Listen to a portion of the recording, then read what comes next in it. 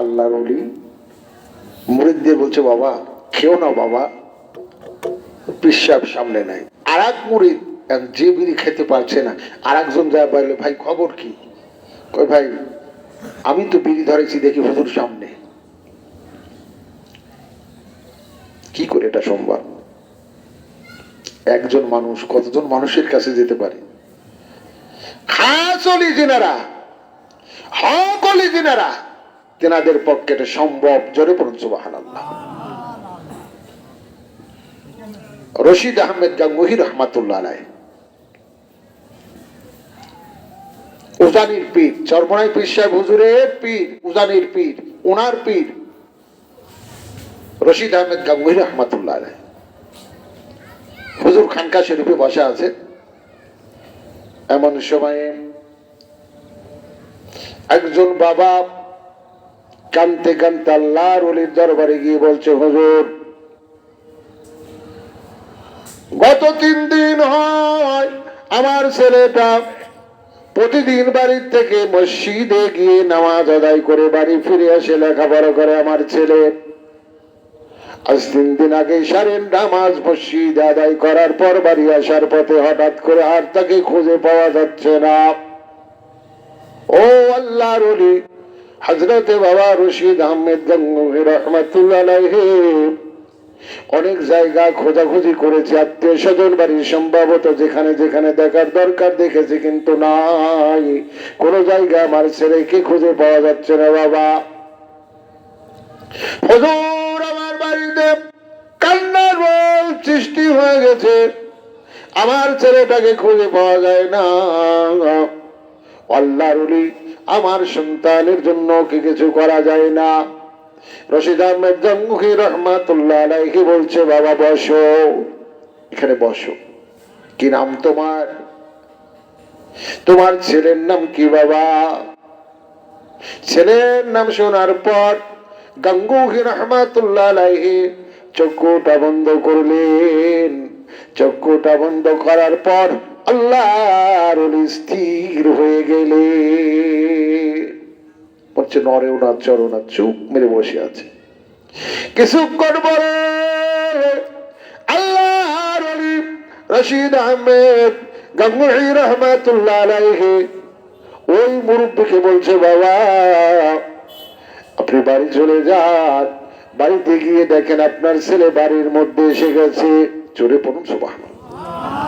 আপনার ছেলেকে বাড়িতে গিয়ে দেখেন আপনার ছেলে বাড়ির উঠানে দাঁড়িয়ে আছে। বাবা খুশি মনে দৌড়াতে দৌড়াতে বাড়ি গিয়ে দেখে আল্লাহর ওলির কথা মতো ওনার ওই যুবক ছেলেটা বাড়ির উঠানে দাঁড়িয়ে আছে। মা জননী আত্মীয় স্বজনেরা ছেলেকে ঘিরে ধরেছে, কান্নাকাটি করছে। কেউ কেউ বলছে, বেটা রে আজ 3 দিন হয়ে যায়, কোথায় ছিলে তুমি, কোথায় ছিলে তুমি? আল্লাহর ওলি রশিদ আহমেদ গাঙ্গুহি রহমাতুল্লাহ আলাইহি, আল্লাহর ওলি রশিদ আহমেদ গাঙ্গুহি রহমাতুল্লাহ আলাইহি ডাক দিয়ে বলতেছিলেন, বাবা তোমার ছেলে বাড়ি এসে গেছে। এত তাড়াতাড়ি কি করে ছেলে বাড়ি আসলো? ছেলে বলছে, আব্বা যান 3 দিন আগে মসজিদ থেকে ইশারের নামাজ আদায় করার পর আমি যখন বাড়ি ফিরতেছিলাম, হঠাৎ করে গোল চুম্বকের মতো একটা আলো আমার সামনে এসে আমাকে ঘিরে ধরলো। ও আমার আব্বা যান, এই আলো যখন আমার চোখে মুখে লেগে যায়, আমার চোখে মুখে যখন লেগে যায়, আমি অচেতন হয়ে যাই, অজ্ঞান হয়ে যাই। অজ্ঞান হওয়ার পরে আমার যখন হুঁশ আসে, হুঁশ আসার পর আমি লক্ষ্য করে দেখি আজব এক ভূমিতে আমি পড়ে আছি, আজব এক সাহারার বুকে আমি পড়ে আছি। চতুর্দিকে শুধু বালু আর বালু, মাঠকে মাঠ, কোনো জায়গায় বাড়ি নাই, ঘর নাই, কোনো জায়গায় কোনো মানুষের চিহ্ন নাই। সামনে একটা নদী দেখা যায়, নামাজ রক্ত হলে বাবা ওই নদীর পানি এত লবণাক্ত, ওই পানিটা দিয়ে ওযু করবো, ওযু করা যায় না, খাবারও খাওয়া যায় না। বালি মাটি দিয়ে তায়াম্মুম করে নামাজ পড়েছি আর আল্লাহর দরবারে কান্নাকাটি করেছি। আদাম আল্লাহ জানি না কোন পাপের কারণে, কোন অপরাধে আল্লাহ এখানে আমি কেমন করে আসলাম জানি না। ও আমার আব্বাজান, আম্মাজান, আমি ওই জায়গায় আমার আল্লাহকে ভুলি নাই, আল্লাহর কাছে কেঁদেছি, আল্লাহর কাছে কান্নাকাটি করতে করতে হঠাৎ করে দেখি আজ কিছুক্ষণ আগে আমাদের রশিদ হুজুর, আমাদের রশিদ আহমেদ হুজুর একটা লাঠির উপর ভর করে টুকটুক টুকটুক করে আমার কাছে গেল। আমার কাছে গিয়ে বলছে, বাবা ছেলে এখানে বসে আছো কেন, কি করছো এখানে? বাবা দেরি করো না, দেরি করো না, তোমার বাড়িতে তোমার মা বাপকে দেখে পাগল হয়ে যাচ্ছে। ও বাবা ওঠো তাড়াতাড়ি করে, আমার হাতটা ধরো। আমি রশিদ হুজুরের হাতটা ধরলাম। আল্লাহর রশিদ হুজুর বললেন, বাবা ছেলে চক্ষুটা বন্ধ করো। চক্ষুটা বন্ধ করার পর ও আব্বাজান, এরপর আল্লাহর ওরে আবার বলছে, বাবা ছেলে চক্ষুটা খোলো। আমি চক্ষু খোলার পর দেখি রশিদ হুজুর নাই, কিন্তু আমি আমার বাড়ির উঠানের উপর দাঁড়ানো। সুবহানাল্লাহ। কি বুঝলেন? বাপের সামনে বাপ যখন গিয়ে বলছে, হুজুর আমার ছেলেটা নাই। আচ্ছা রশিদ হুজুর কি ওইখান থেকে উঠেছিল? উনি ওখানে বসেছিল, ছিল কিনা? চক্ষু বন্ধ করেছিল। কি ভাই কিছু হারাইছেন? হ্যাঁ হ্যাঁ কলম আছে ভাই। আমার বাবারা তো এখন প্রশ্ন হলো যে কোন রশিদ হুজুর ওই ছেলেকে আনলো? রশিদ হুজুর তোর বাবার কাছে বসা। এ হচ্ছে এলমে মারিফাত, এ হচ্ছে এলমে লাদুন্নির বিদ্যা, যে বিদ্যাটা আল্লাহ ওয়ালাদের কাছে আছে। জোরে বলুন সুবহানাল্লাহ।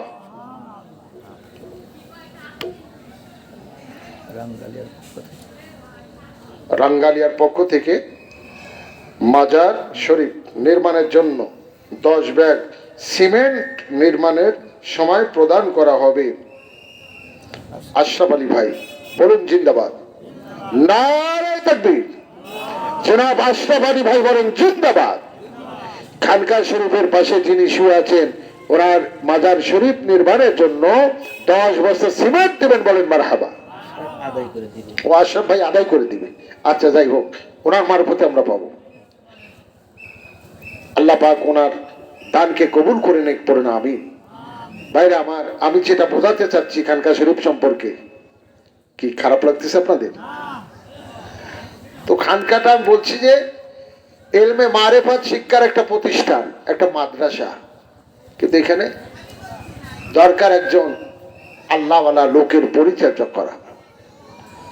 একজন আল্লাহওয়ালা মানুষ যদি এখানে বসে, প্রতি মাসে যদি বসে, তবে অত্র এলাকার মানুষগুলো আল্লাহওয়ালা হয়ে যাবে। জোরে বলুন সুবহানাল্লাহ। গোয়াখারা খানকা শরীফে নবাব আলী পীর কেবলা সাহেব ঘুমিয়ে আছে। উনি ফুরফুরা সিলসিলার ফুরফুরা শরীফ যেতেন। দাদা হুজুর কেবলার দরবারে বসে আছে। তো ভারতের একটা লোক নির্বাচনে দাঁড়াবে, এমপি নির্বাচন করবে। তো দাদা হুজুর কেবলার কাছে গিয়ে বলছে, হুজুর আমি সামনে নির্বাচন করব, আমার জন্য একটু দোয়া করে দেন। আল্লাহর ওলির দরবারে কত মানুষ তো দোয়া নেওয়ার জন্য আসে, আসে না? আমাদের ওয়াজ মাহফিল যখন হয়, কত এমপি পদপ্রার্থী আসে না? বিশেষ করে আমাদের চাটমহরের একজন গৌরব কে আনোয়ারুল ইসলাম, আল্লাহ ওনার নেক হায়াত দারাজ করুন। আমরা যে যে দল করিক না কেন, কিন্তু আল্লাহর এই পাগলটা আল্লাহ ওনার নেক হায়াত দারাজ করুক, উনি এমন কোন মাহফিল নাই যে দাওয়াত করলে যাই নাই। আমি দেখেছি তো, ইসলাম দরদি একটা মানুষ। প্রত্যেকটা প্রতিষ্ঠানে কম বেশি ওনার অনুদান আছে না নাই? আমার ভাইরা, কথার বলতে গিয়ে কথার লাইন হারিয়ে ফেলছি। কি বলতেছিলাম? না, নির্বাচন, ভারতের নির্বাচন, এমপি নির্বাচন। আল্লাহ আল্লাহ আল্লাহ আল্লাহ আপনার কুদরতে সাহায্য কামনা করছি। আল্লাহ কথাগুলো আমার ভাইদের সামনে সুন্দরভাবে বলার তৌফিক দান করেন। বলেন আমিন।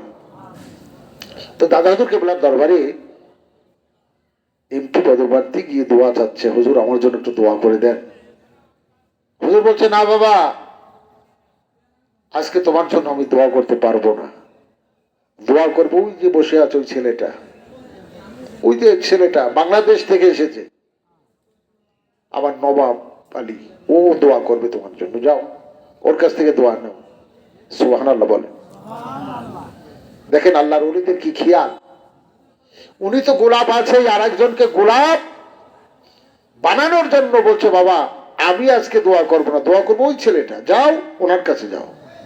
আর পীর যদি হুকুম দেয় কি যাবে না? গোয়াখাড়া নোয়াবাড়ি হুজুরের কাছে গিয়ে বলছে, বাবা আমি এমপি নির্বাচন করব, আমার জন্য একটু দোয়া করে দেন।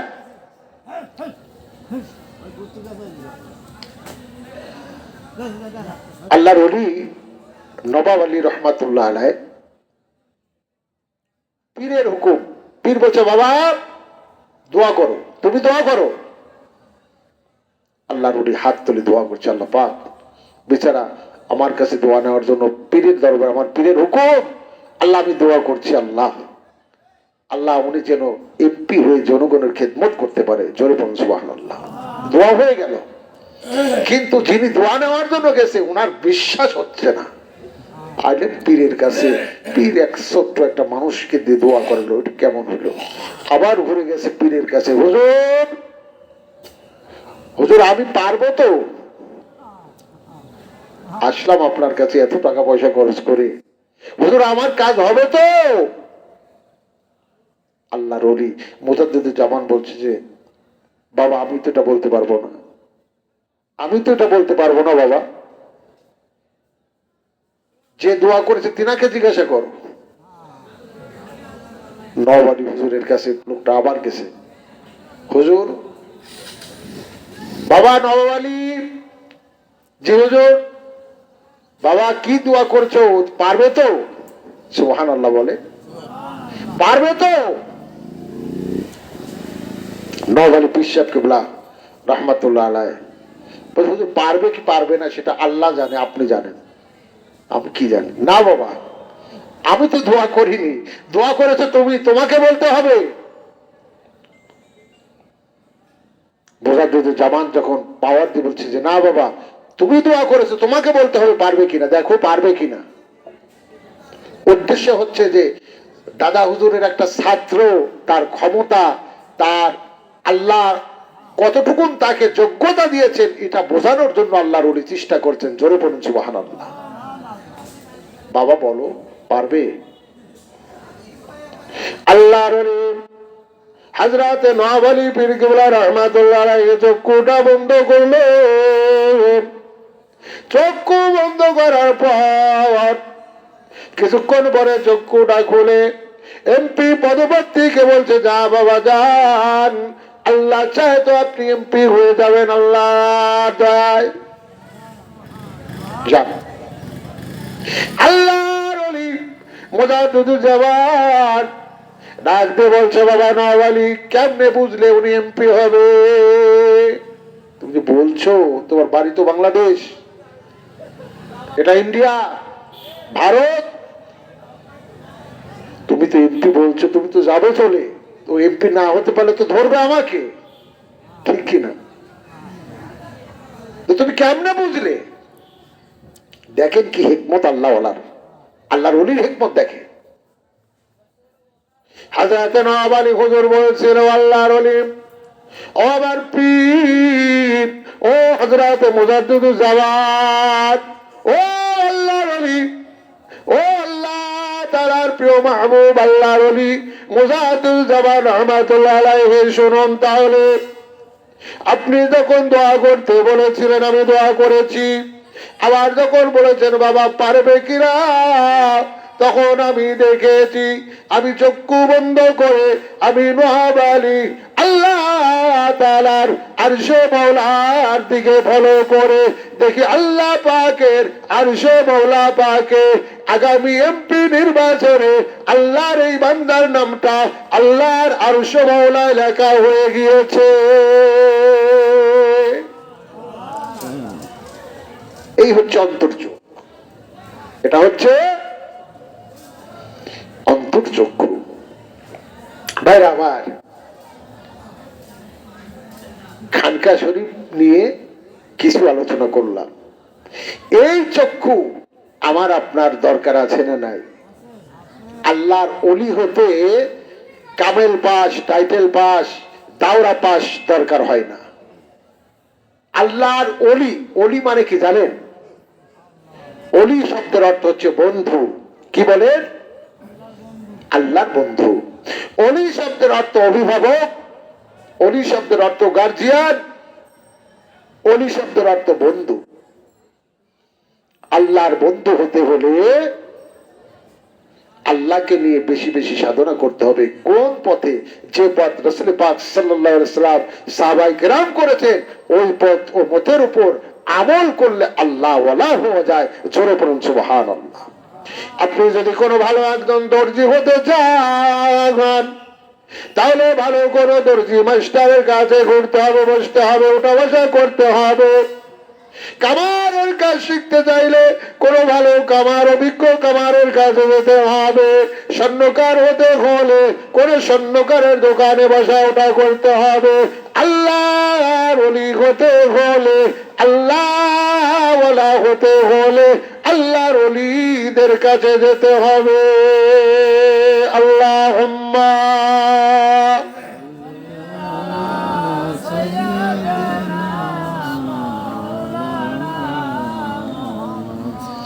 ওয়ালা আলাইহি।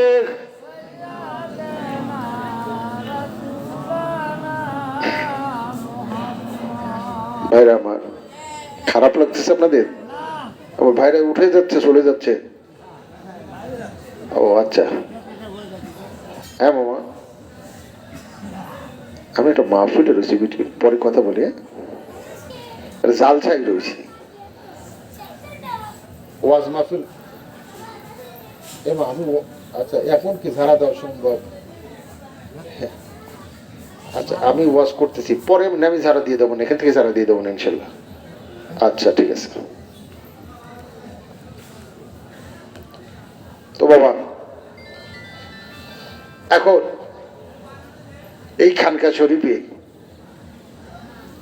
এর যে কত দাম, দেখতে মনে হচ্ছে আগলা একটা ঘরের মতো, কিন্তু এই ঘরে যদি মাসিক জিকির হয়, দোয়া দরুদ হয়, আল্লাহর ওলিরা রুহানি হালাতে এখানে হাজির হয়ে যায়। জোরে বলুন সুবহানাল্লাহ। বিশ্বাস হয় আপনাদের? আমার আলোচনা আজকে খানকা শরীফ নিয়ে, যে আমাদের চোখ নাই তাই আমরা দেখি না, ঘটনা কি ঘটে এটা আমরা দেখতে পারি না।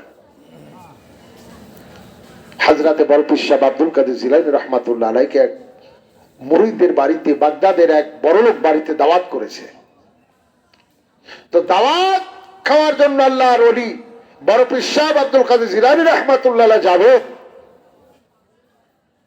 এই পথ দিয়ে যাচ্ছে, যেতে হঠাৎ হুজুর রাস্তা ক্রস করে অন্য পথে ঢুকে পড়লেন। যেতে যেতে একটা বাড়ির মধ্যে ঢুকে পড়লেন। আল্লাহর ওলি কোনো কথা না বলে বাড়ির মধ্যে ঢুকে ঘরের মধ্যে ঢুকে পড়লেন। কোন আলেম যদি কোনো কারোর বাড়িতে ঢুকতে হয়, তাহলে অন্তত বাড়িওয়ালার পারমিশন নিতে হবে, ঠিক কিনা? কোনো পারমিশন নাই, কোনো কথা নাই, বার্তা নাই, সরাসরি একটা ঘরের মধ্যে ঢুকেছে। ওই ঘরের মধ্যে দুইজন মহিলা ছিল, মা এবং বেটি ছিল। এ বাবা মাইকেরা, তোর মাইকের কি হলো বাবা? কোন ইউনিট মিউনিট গেছে নাকি? না না না, আওয়াজ হচ্ছে না কে বাবা? আপনারা বসে পাচ্ছেন তো, আমি কথা বলতে গেলে আমার যেরকম প্রথম পাচ্ছি এখন। হ্যাঁ বাবা, তোর জন্য দোয়া করবো প্রাণ ভরে বাবা। হ্যাঁ, একটু ইকো দিয়া একটু ভালো করে দে বাপ। আল্লাহর ওলির দরবারে থেকে দোয়া করবো বাবা, আল্লাহ যেন তোর ব্যবসার মধ্যে খায়ের বরকত নাজিল করে দেয়। পরে না আমি ভাইরা আমার, এখন বরপিস সাহেব আব্দুল কাদের জিলানী রাহমাতুল্লাহ আলাইহি দাওয়াত খেতে যাবে, উত্তরপাড়া যাচ্ছে।